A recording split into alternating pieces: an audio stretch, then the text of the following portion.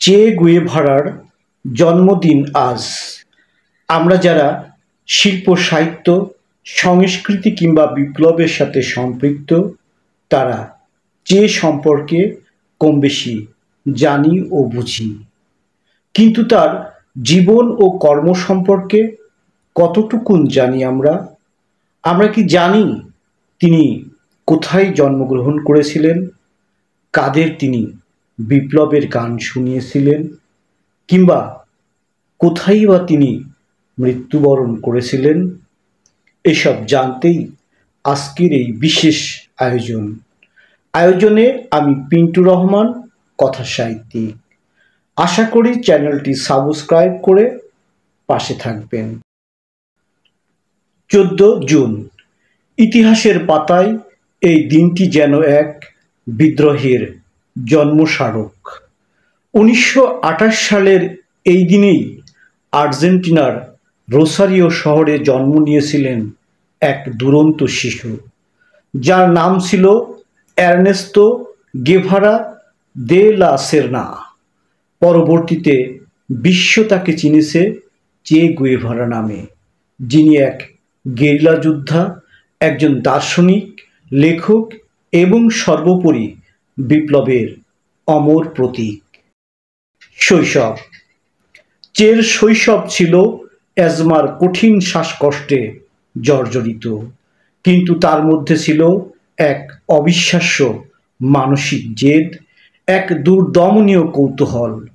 ছোটবেলা থেকেই বই তার নিত্যসঙ্গী। দার্শনিক স্পিনোজা, মার্কস, ফ্রয়েড এবং নিৎসে তার চিন্তার জগতে রসদ জুগিয়েছেন। এই পাঠপর্বই তাকে ধীরে ধীরে রূপান্তরিত করেছে একজন সাধারণ মানুষ থেকে আদর্শবাদী চিন্তক রূপে। চিকিৎসাবিদ্যার ছাত্র থেকে বিপ্লবের প্রতীক। বুয়েন্স আয়ার্স বিশ্ববিদ্যালয়ে মেডিকেল পড়ার সময় চে একটি বিখ্যাত মোটরসাইকেল ভ্রমণে বের হন তার বন্ধু আলবের্তো গ্রানাদোর সঙ্গে। এই ভ্রমণ ছিল তার জীবনের টার্নিং পয়েন্ট। ল্যাতিন আমেরিকার বিস্তীর্ণ অঞ্চল জুড়ে ছড়িয়ে ছিটিয়ে থাকা দারিদ্র্য, অসাম্য ও সাম্রাজ্যবাদী শোষণের নগ্ন চিত্র তাকে গভীরভাবে নাড়া দেয়। তিনি উপলব্ধি করেন একজন চিকিৎসক হয়তো একজন মানুষের শরীর সারাতে পারে, কিন্তু সমাজের এই অন্যায় রোগ সারাতে দরকার সামগ্রিক এক বিপ্লব। যুদ্ধ ও জয়ের গল্প। মেক্সিকোতে ফিদেল ক্যাস্ট্রোর সঙ্গে সাক্ষাৎ ঘটে চের। দুজনেই বুঝেছিলেন তাদের পথ এক ও অভিন্ন। কিউবার বাতিস্তা সরকারের বিরুদ্ধে গেরিলা যুদ্ধ শুরু হলো সিয়েরা মাস্ত্রোর পাহাড়ে। সে ছিলেন একাধারে যোদ্ধা, চিকিৎসক এবং আদর্শের ধারক। তার নেতৃত্বে বহু গেরিলা প্রশিক্ষণ নেয়, সাহস পায়। 1959 সালে যখন কিউবা মুক্ত হয়, তখন চে শুধুই একজন যোদ্ধা নয়, তিনি হয়ে ওঠেন বিপ্লবের নায়ক।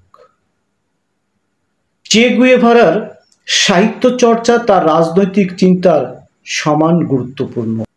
তার লেখা বইগুলো শুধু গেরিলা যুদ্ধের কৌশল নয়, মানবিক চেতনা, আন্তর্জাতিকতাবাদ এবং বিপ্লবী দায়বদ্ধতার শক্ত দলিল। সীমান্ত পেরিয়ে বিপ্লব। কিউবায় বিপ্লব সফল হবার পর তিনি থেমে যাননি। আফ্রিকার কঙ্গো, তারপর দক্ষিণ আমেরিকার বলিভিয়ায় গেরিলা আন্দোলন গড়ে তোলার চেষ্টা করেন, কিন্তু ভাগ্য সহায় হয়নি। 1967 সালের 9 অক্টোবর CIA সমর্থিত বলিভিয়ান বাহিনীর হাতে ধরা পড়ে গুলিবিদ্ধ হন। তবে মৃত্যু দিয়েও থামানো যায়নি তাকে।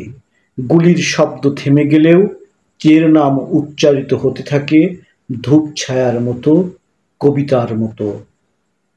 চের সেই বিখ্যাত মুখ, কার্লো বার্থার টুপি, কঠোর দৃষ্টি আজও ছড়িয়ে আছে বিশ্বজুড়ে। মুরাল, পোস্টার, টি শার্ট, পতাকা সব জায়গায়, কিন্তু তার আদর্শ ছাপিয়ে গিয়েছে এসবের বাইরের প্রকাশকে।